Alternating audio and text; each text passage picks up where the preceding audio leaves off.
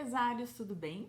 Hoje vamos falar sobre liderança, um tema muito discutido, muito estudado e que vale a pena nós falarmos aí bastante sobre o assunto, não é mesmo? Vamos lá?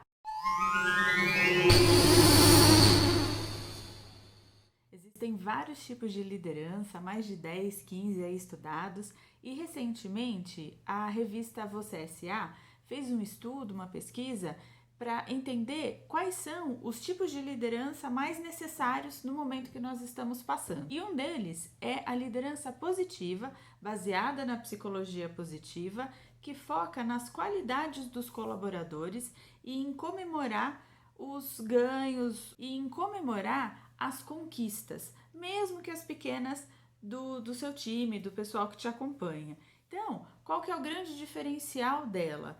É esse olhar talvez um pouco mais humano para o colaborador e investigar o que ele faz bem, mesmo que seja nas entrelinhas. Às vezes você contratou uma pessoa, por exemplo, para uma área, uma função mais administrativa, mais ali de controle, planilha, mas você percebe que, por exemplo, ela consegue tratar bem, lidar bem com os colaboradores, ela explica bem, ensina, e aí, dependendo da situação, você pode pedir para que ela seja responsável por disseminar algumas informações, algum tipo de treinamento, ajudar a equipe, então, por exemplo, promovendo encontros e reuniões, são atividades que ela faz, que não extrapolam, não fogem muito do dia a dia, mas que você está utilizando outras habilidades do que aquelas para que inicialmente ela foi contratada. O outro tipo de liderança é a liderança compassiva, que usa muito a empatia, e a gente está falando muito de empatia ultimamente,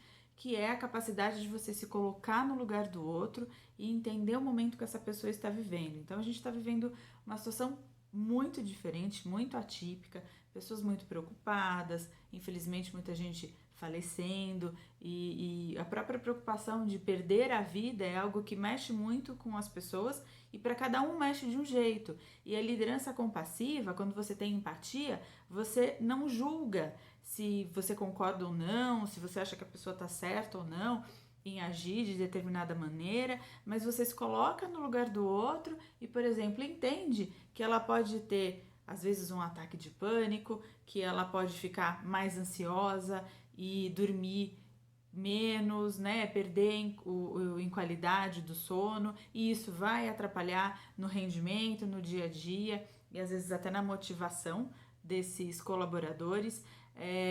E não é por causa disso que você vai desligar essa pessoa ou vai chamar atenção na frente de todo mundo. É importante sentar, conversar, entender, se for possível, diminuir um pouco a carga horária ou remanejar as atividades dela, dar uma semana de férias, por exemplo, ou fazer alguma coisa com que ela se sinta acolhida e veja que você está compreendendo o momento que ela está passando e que juntos vocês vão pensar numa melhor solução para todo mundo. E o terceiro tipo de liderança, que nós já falamos num outro vídeo mais curto, é a liderança situacional, que ela é bastante interessante. Por quê? Porque ela é reativa. E é muito engraçado, às vezes algumas pessoas são contra essa palavra ou essa característica, esse comportamento, porque falam assim, não, a gente tem que ser proativo.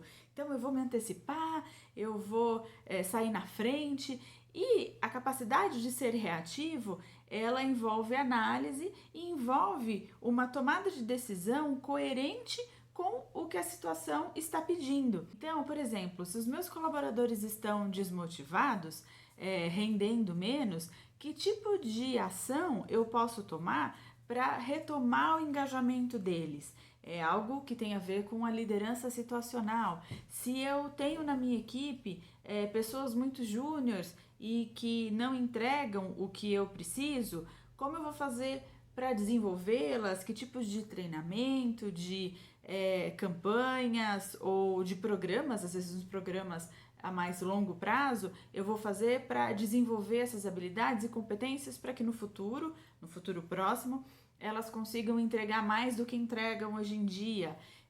Se eu preciso desligar colaboradores e ficar com o quadro reduzido, como eu vou fazer para aproveitar melhor a capacidade desses colaboradores, entendendo as suas qualidades e de repente mapeando outras competências que eles tenham para que eu consiga redistribuir as funções, as atividades e não estressá-los demais ou não sobrecarregá-los. Ou então, por exemplo, se um cliente reclama de alguma coisa, se um projeto não deu certo, né, teve algum erro, como eu vou fazer para contornar, para manter esse cliente, para resolver esse problema o mais rápido possível? Às vezes eu preciso sim arregaçar as mangas e colocar a mão na massa, trabalhar até mais tarde, qualquer coisa assim. Às vezes eu preciso pedir uma contribuição maior dos colaboradores. Então, a liderança situacional, ela requer muito essa característica, essa capacidade de mapear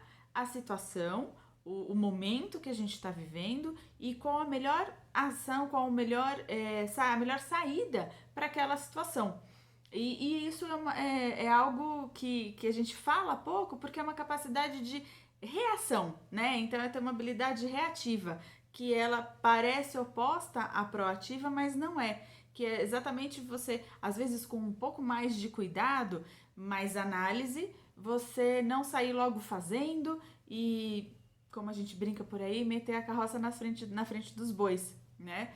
São esses os 3 tipos de liderança que estão muito em alta no momento que nós estamos passando.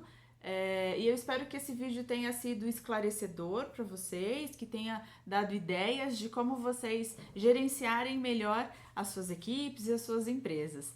Aguardem os próximos, se inscrevam no nosso canal, acompanhem as novidades. Um beijo e até breve!